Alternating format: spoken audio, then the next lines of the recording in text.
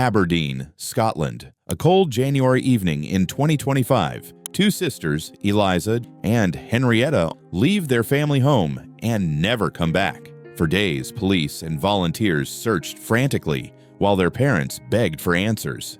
And then, on January 16th, their worst fears came true. The girls were found lifeless in the River Dee. No clear cause of death, no signs of struggle, and no explanation that made sense.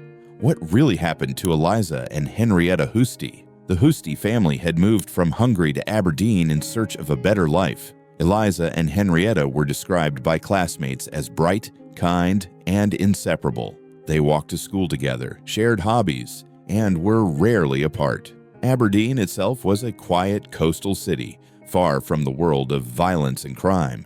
But on January 12, 2025, everything changed. The sisters left their home, reportedly for a walk. When they didn't return, panic set in. To their family, it was unthinkable. Two children don't just disappear. Yet as darkness fell, the sisters were nowhere to be found. The timeline was heartbreakingly short. At around 4 p.m., neighbors saw the girls near their home. By 6 p.m., their parents called the police. It was unlike Eliza and Henrietta to miss curfew, let alone vanish without explanation. The Royal Police launched an urgent search. Officers scoured nearby streets, while helicopters hovered above and search dogs combed the woods. Volunteers joined, braving the freezing Scottish weather to look for the sisters. Posters with their faces were plastered across the city. But despite the massive effort, there were no sightings, no clues, no answers. CCTV footage was limited and inconclusive. No vehicles were linked to the disappearance.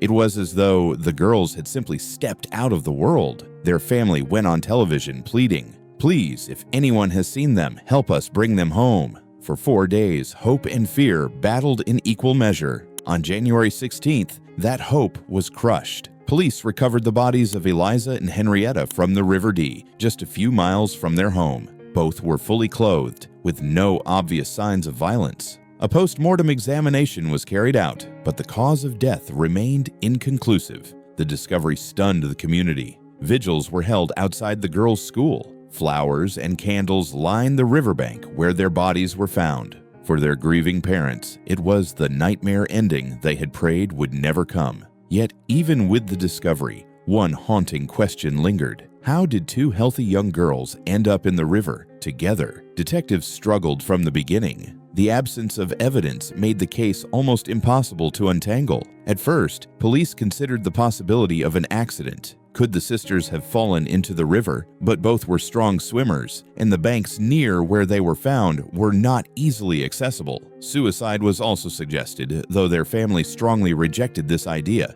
insisting the girls had no such struggles. That left the darkest possibility: foul play. But without witnesses, suspects, or forensic evidence, investigators had no clear direction. The official line remained deaths unexplained. But to the community, that explanation was no explanation at all. In the absence of facts, theories spread quickly. Some believed the sisters were lured away by someone they trusted, possibly online. Others suggested a stranger had abducted them and later disposed of their bodies. And still others clung to the idea of a tragic accident. But every theory left troubling questions. Why were there no signs of struggle? Why had no one seen anything suspicious? And why, in a busy city like Aberdeen, had two young girls managed to vanish in broad daylight? The truth, it seemed, had gone with Eliza and Henrietta into the cold waters of the River Dee. The tragedy left Aberdeen reeling.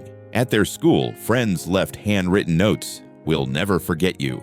Vigils lit up the night as candles flickered in the freezing wind. Across Scotland, the case sparked anger, fear, and sorrow. Parents held their children tighter. Neighbors spoke in whispers, wondering if a predator still walked among them. For the Huszti family, nothing could fill the void. They asked for privacy, but also for justice. The investigation remains open, but with each passing day, the hope for answers grows dimmer. Two sisters gone too soon. Eliza and Henrietta Huszti's story is one of innocence stolen, of questions left unanswered. Were they victims of a tragic accident? Or did something darker unfold along the River Dee?